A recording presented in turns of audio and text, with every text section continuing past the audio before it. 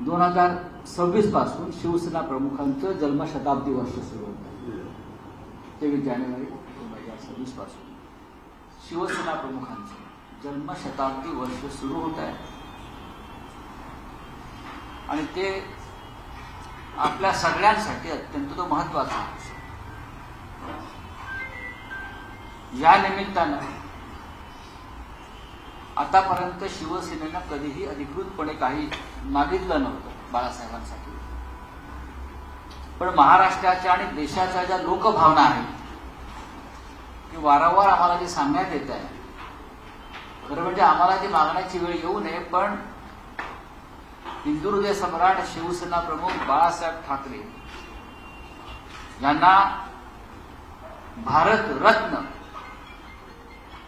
या देशाच्या सर्वोच्च नागरी किताबानं सन्मानित करावं अशी फक्त शिवसेनेची इच्छा नाही, मागणी नाही, तर तमाम महाराष्ट्रातल्या जनतेची आणि देशभरातल्या नव्हे तर जगभरातल्या हिंदूंची मागणी. आज किंवा कालपासून अनेक ज्या शिवसेनेच्या संस्था संघटना हिंदूंच्या संघटना आहेत त्यांनी ठिकठिकाणी एक ठराव मंजूर केला. हिंदुहृदय सम्राट शिवसेना प्रमुखांना भारत सरकारनं भारतरत्न या किताबानं सन्मानित करावं. खरं म्हणजे 12 वर्षात ही मागणी या व्यासपीठावर कधी झाली नव्हती, पण आमच्या सर्व खासदारांनी इथे जे बसलेले आहेत त्या सर्व खासदारांनी संसदेमध्ये ही मागणी अनेकदा केलेली आहे, बाहेर केलेली आहे, विधिमंडळात ही मागणी केलेली आहे. गेल्या 12 वर्षामध्ये या मोदी सरकारनं मतांसाठी आणि राजकीय गणितासाठी अनेकांना भारतरत्न दिल्याचं आमचं लक्षात आहे. ज्यांना राज्यात सुद्धा कोणी आम्हाला कोणाचं नाव घेऊन अपमान करायचा नाही, पण ज्यांचं राज्यात सुद्धा तेवढं ताकदीचं काम नाही, जे देशाला माहीत नाही, अशा अनेकांना भारतरत्न देऊन आपला राजकीय स्वार्थ त्यांनी पूर्ण केला. आम्ही त्यांचा सन्मान करतो, पण ज्याने या देशातल्या हिंदूंना आणि महाराष्ट्राला मराठी म्हणून जी अस्मिता दिली, ज्यांच्यामुळे राम मंदिर आज अयोध्येमध्ये उभं राहिले, अशा हिंदुहृदय सम्राटांना सुद्धा भारतरत्नानं सन्मानित करा.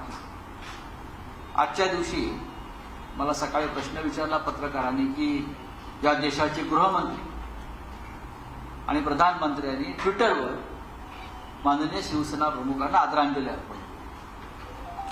तेव्हाही मी सांगितलं की त्यांना जर खरंच सन्मान त्यांचा करायचा असेल तर ट्विटरवरती आदरांजली अर्पण करण्यापेक्षा उद्याच्या 26 जानेवारीला त्याच ट्विटरवरती शिवसेना प्रमुखांना भारतरत्न जाहीर केल्याचा तुम्ही संदेश द्यावा आणि जी महाराष्ट्राची आणि देशातल्या तमाम हिंदूंची मागणी आहे त्यास मान्यता द्यावी, यासाठी आजची पत्रकार परिषद आहे. आणि मला असं वाटतं यापुढे काही वेगळं सांगावं अशी भूमिका आज नाही. ठीक आहे, सवाल अबे दूसरा कोई सवाल नहीं होगा. हिंदी में ब्रीफ कर दीजिए. हिंदी हिंदी हिंदी. आज इस देश के सर्वोच्च नेता रहे, लोकमान्य नेता रहे हिंदुहृदय सम्राट शिवसेना प्रमुख बालासाहेब ठाकरे जी का जन्मदिन 2026 में बाला साहब जी का जन्म शताब्दी वर्ष शुरू होगा. बाला साहब ठाकरे जी एक ऐसे नेता रहे इस देश में, लगभग 50 साल किसी भी संवैधानिक पद पर नहीं रहे, सत्ता के पद पर नहीं रहे, फिर भी इस देश की जनता के दिलो दिमाग पर हमेशा बाला साहब ठाकरे जी ने राज किया. लोकमान्य बाल गंगाधर तिलक और महात्मा गांधी के बाद इतने सफल और लोकप्रिय नेता बाला साहब ठाकरे रहे. बाला साहब ठाकरे जी ने महाराष्ट्र की सामान्य मराठी जनता के लिए एक स्वाभिमान की लड़ाई लड़ी और मुंबई हो या पूरे महाराष्ट्र हो, मराठी मानुष को अपना वजूद, अपना स्वाभिमान दिया. वैसे जब हिंदुओं के ऊपर हमले शुरू हो गए देश या देश बाहर से, तब बाला साहब ठाकरे हिंदुओं के लिए भी खड़े रहे। आज वो अयोध्या में राम मंदिर आपको दिख रहा है, वो बनाने में, वो संघर्ष करने में हिंदू हृदय सम्राट बाला साहब ठाकरे का योगदान सर्वोच्च है। आज बाला साहब नहीं है, लेकिन हम उनकी विचारधारा से चलते हैं, वो जीवित है हमारे लिए। हमारी ये मांग है, जनता की मांग है, हमारी मांग नहीं। हम बाला साहब ने कभी किसी के सामने कुछ मांगा